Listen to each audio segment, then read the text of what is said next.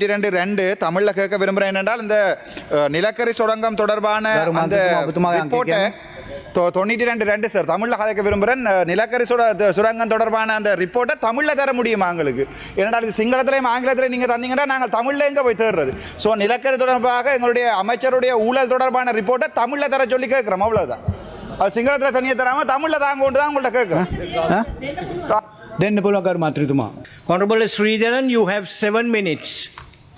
கௌரவ பிரதி சபாநாயகர் அவர்களே, இன்றைய தினம் அரசுரை தொடர்பான இந்த விவாதத்துக்குள்ளும் மத்திய வங்கி தொடர்பான இந்த விவாதத்துக்குள்ளும் மிக முக்கியமாக இந்த நாட்டிலே இந்த அரசு NPP அரசு பொறுப்படுத்த பிற்பாடும் பலவிதமான நெருக்குதல்களையும் நெருக்கடிகளையும் தமிழ் பல்கலைக்கழக மாணவர்களும் தமிழ் உத்தியோகத்தர்களும் சந்திக்கிறார்கள் என்பதை, தமிழ் மக்கள் சந்திக்கிறார்கள் என்பதையும் நான் இந்த இடத்திலே பதிவு செய்ய விரும்புகிறேன்.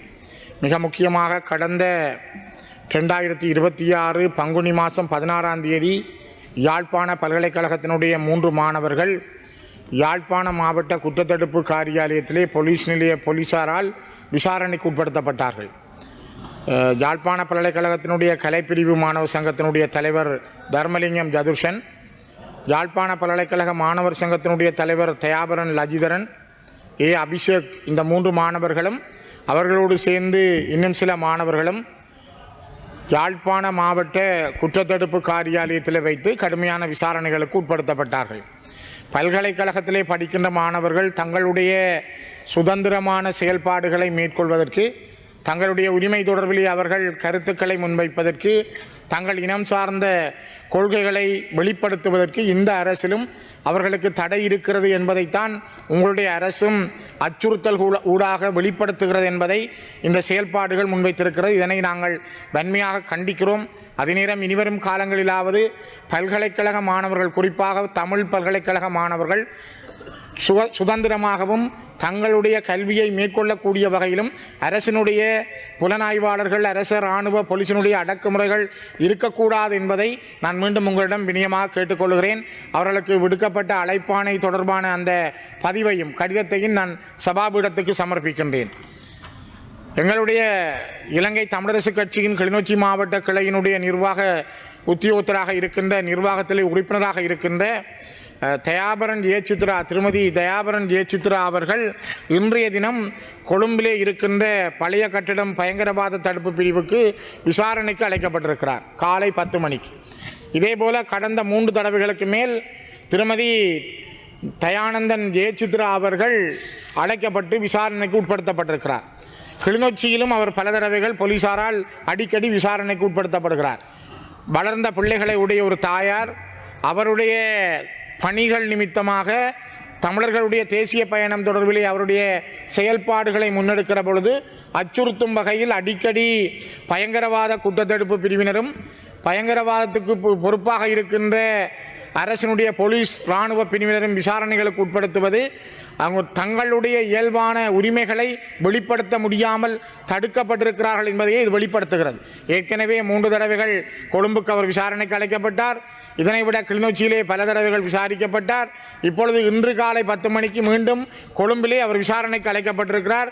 அவரை அழைத்த கடிதங்களையும் நான் சபாபீடத்துக்கு சமர்ப்பிக்கின்றேன். அதேபோல கௌரவ பிரதி சபாநாயகர் அவர்களே, கடந்த 2ஆம் தேதி, இந்த ஏப்ரல் மாதம் 2ஆம் தேதி கிளிநொச்சி மாவட்டத்தினுடைய பச்சிலைப்பள்ளி பிரதேச செயலாளர் பிரிவுக்கு உட்பட்ட யக்கச்சியில் ஊர்வணிகன் பற்றி என்கிற கிராமத்தில் இருக்கின்ற காணி அந்த மக்களுக்குரிய சொந்த காணி. அவர்கள் பரம்பரையாக வரலாற்று ரீதியாக ஆண்டாண்டு காலம் 6-7 பரம்பரைகளாக ஆண்டு வந்த காணி. அந்த காணியிலே, ஊர்வணிகன் பற்றி காணியிலே அவருடைய சொந்த காணிக்குள் முத்துமாரியம்மன் ஆலயம் உண்டு, பொதுநோக்கு மண்டபம் உண்டு, சிறுவர் முன்பள்ளி உண்டு, சிவபூமி அறக்கட்டளைக்குரிய காணியும் அங்கே உண்டு.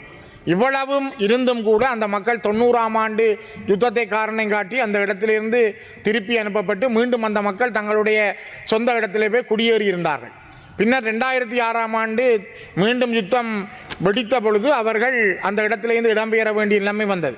2006க்கு பிறகு அந்த இடத்தை பிடித்து கொண்ட இராணுவத்தினுடைய இயந்திர பொறியியல் பிரிவைச் சேர்ந்தவர்கள் இப்பொழுது அங்கே இருக்கின்ற கிட்டத்தட்ட 30 ஏக்கர் வரையான காணியை தங்களுக்கு தர வேண்டும் என்று சட்டவிரோதமாக அளந்து எடுப்பதற்கான முயற்சிகளை மேற்கொள்கிறார்கள். அன்றைய தினம் கடந்த 2ஆம் தேதி பச்சிலைப்பள்ளி பிரதேச செயலாளருடைய வேண்டுகோளுக்கு இணங்கவும் நில அளவை திணைக்களம் இந்த காணியை அளந்து இராணுவத்திற்கு வழங்குவதற்கு முயற்சி செய்திருந்தார்கள். அவ்வாறான முயற்சியை அங்கு திரண்ட மக்களும் அங்கே வந்திருந்த அரசியல் தலைவர்களும் அதனை பூரணமாக தடுத்து நிறுத்தியிருந்தார்கள். குறிப்பாக அந்த மக்கள் தங்களுடைய கோரிக்கையாக கூட இதனை முன்வைத்திருந்தார்கள்.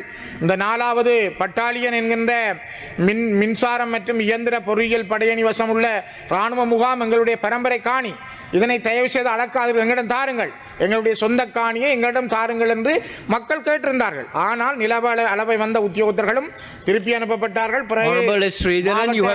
அரசாங்க அதிபர் மற்றும் பிரதேச செயலாளருடைய எங்களால் முன்வைக்கப்பட்ட பாராளுமன்ற உறுப்பினராக நான் அரசாங்க அதிபரோடும் பிரதேச செயலாளரோடும் நான் தொடர்பு கொண்டு பேசியிருந்தேன். அதற்கு பிற்பாடு இது அளவைகள் நிறுத்தப்பட்டிருந்தது. இங்கே கிட்டத்தட்ட 21 பேர் கையெழுத்து வைத்து தந்த கடிதத்தை நான் சபாபீடத்துக்கு சமர்ப்பிக்கிறேன். கௌரவ பிரதி சபாநாயகர் அவர்களே, அந்த ஊர்வணிகன் பற்றி கிராமத்தைச் சேர்ந்த மக்கள் 21 பேர் தங்களுடைய காணி இது தங்களுடையதுதான் என்பதை அவர்கள் தெளிவாக தந்திருக்கிறார்கள். குறிப்பாக முருகேசு செல்வராசா, மயில்வாகனம் பாலச்சந்திரன், சிவபூமி அறக்கட்டளை நிலையம், தம்பையா வல்லிபுரம், சந்திரரூபன் உதயகலா, மார்க்கண்டு பொன்னம்மா, காண்டீவன் பத்மாவதி, பிரகாஷ் சுபத்ரா, செல்லப்பா தியாகராசா, பாஸ்கரன் கேதீஸ்வரி, துஷ்யந்தன் சுஜீபா, சிவசிதம்பரம் லோஜினி, கமலாவதி செல்வராசா, கனகரத்னம் மகேஸ்வரி, முருகேசு ஜோகராணி, செந்தில் வேலவன் மேனகை, தர்மலிங்கம் தாசன் இவர்களுடைய இந்த காணிகள் பரம்பரையாக சொந்த காணிகளை நான் அந்த பட்டியலையும் சபாபீடத்துக்கு சமர்ப்பிக்கிறேன். கௌரவ பிரதி சபாநாயகர் அவர்களே, மக்களுடைய சொந்த காணிகளை இவ்வாறு வலுக்கட்டாயமாக ஒரு யுத்தம் இல்லாத நாட்டிலே அளந்து பறித்து கொடுப்பதற்கு ஏன் இந்த அரசாங்கம் முயற்சிக்கிறது? இது எவ்வளவு கொடூரமானது! இன்றைக்கும் பலிகாமம் வடக்கிலும் யாழ்ப்பாண பகுதிகளிலும் கிளிநொச்சியிலும் மக்கள் தங்களுடைய சொந்த நிலத்தை இழந்து தெருக்களிலே அனாதைகளாக இன்னொருவருடைய காணியில் அல்லது உறவினர் நண்பர் வீடுகளிலே குடியிருக்கிறார்கள். ஆனால் அவருடைய சொந்த காணிகளை அவர்களுடைய கண்ணுக்கு முன்னாலே அரசாங்கம் நில அளவை திணைக்களத்தை அனுப்பி இராணுவ போலீஸ் பிரசன்னத்தோடு அளக்க முற்படுவது மிக கொடூரமானது. கடந்த அரசுதான் இதனை செய்ததென்றால் ஏன் உங்களுடைய அரசால் அந்த 30 ஏக்கர் காணிகளை அவை கௌரவ பிரதி சபாநாயகர் அவர்களே, இந்த மக்களுடைய துயரங்கள் மிகவும் முக்கியமானது. இந்த நாடு ஏன் இன்னும் உருப்படுவதில்லை? நான் அடிக்கடி சொல்வதுண்டு, கர்ம வினைகள் உங்களை ஒரு காலம் உருப்பட விடாதன். நான் அடிக்கடி இந்த உயர்ந்த சபையிலே சொல்லியிருக்கிறேன். கடந்த காலங்களில் இருந்த அரசியல் தலைவர்கள் விட்ட தவறுகள், தமிழ் மக்கள் மீது புரிந்த யுத்தங்கள், இன்றைக்கும் தொடர்ந்து அந்த மக்களை தெருக்களிலே வைத்துக்கொண்டு அவர்களுடைய காணிகளையும் விடாமல் பறிக்க முயற்சிப்பது மிக கொடூரமானது. கண்ணுக்கு முன்னாலே தன்னுடைய நிலத்தை அளந்து பறிப்பது என்பது சொந்த காணிக்காரனுடைய ஒரு மனநிலையை நீங்கள் அந்த உரிமையாளராக இருந்தால் உங்களுடைய மனங்களால் தயவு செய்து சிந்தித்து பாருங்கள். ஆகவே பிரதி சபாநாயகர் அவர்களே, எனக்கு ஒரு நிமிஷம் தாருங்கள். நான் கேட்கிறேன், இந்த மக்களுடைய உண்மைகளை புரிந்து கொள்ளுங்கள். பல்கலைக்கழக மாணவர்களை விசாரிக்கிறீர்கள். இந்த அரசு காலத்தில் சாதாரணமாக அரசியல் உரிமைக்காக போராடுகின்ற செயல்பாட்டாளர்களை விசாரணைக்கு கொழும்புக்கும் கிளிநொச்சிக்கும் யாழ்ப்பாணத்துக்கும் கூப்பிடுகிறீர்கள்.